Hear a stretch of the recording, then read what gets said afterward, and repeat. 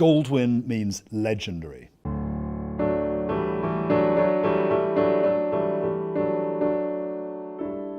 No single family has contributed more to the motion picture industry over several generations. There's another side of the Goldwyn dynasty which is less well known. The Goldwyns brought the same fearlessness and exquisite eye to the collecting of pictures as they did to making motion pictures.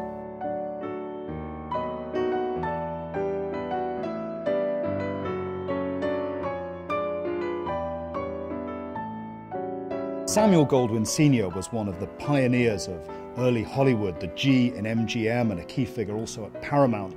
He made some of the earliest feature films, including The Squawman in 1914, and such classics as The Best Years of Our Lives, which won the Best Picture Oscar in 1946. Samuel Jr., his son, was very much his own man.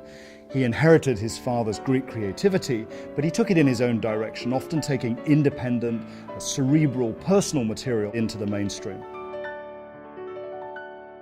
Each man was collecting the contemporary art of his day. So in the case of Samuel Sr., that meant Picasso and Matisse, and in the case of his son, Diego Rivera, Milton Avery, and David Hockney. The pictures that they chose had certain key themes, often bold color, exuberant energy, a real painterly quality with nice thick surfaces to them, but also pictures that tell a story, whether we're talking about Picasso's Portrait of François Gillot or Hockney's classic Californian views from the 1980s. Samuel Sr. began collecting pictures at a very difficult period of his life during the 1940s. He derived huge visual pleasure and solace from looking at these colourful works, and in fact the first picture that he bought was this exquisite still life by Henri Matisse. When he acquired the picture and hung it in his living room at home, he'd often rush home from work early so he could sit and gaze at the picture. Matisse had a great creative flowering in the last period of his life, in the 1940s. After the deprivations of the Second World War, his pictures become full of a new sense of life, a new sense of colour. And in fact, Matisse is perhaps one of the most important artists to recognise the way that different colours affect our emotions, often using these rich oranges, as we see in this picture, but also one of very few painters in history who really knew how to use the colour black.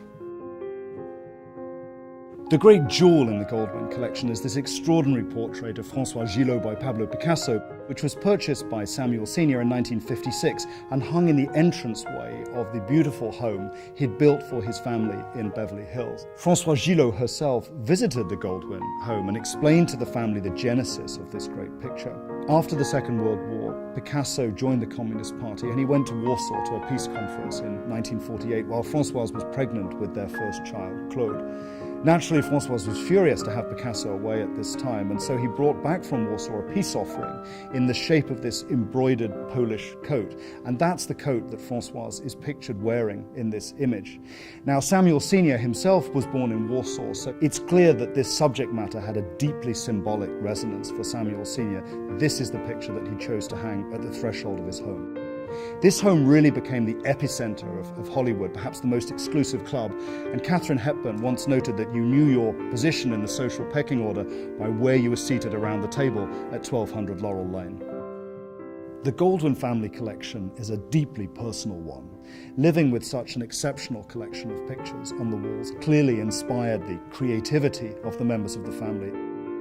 There are very clear themes within the Goldwyn collection. Naturally, the family have an exquisite eye for visual beauty. When you bring all of the works together, these works tell a very personal narrative about the development of painting in the second half of the 20th century. They're wonderfully complementary.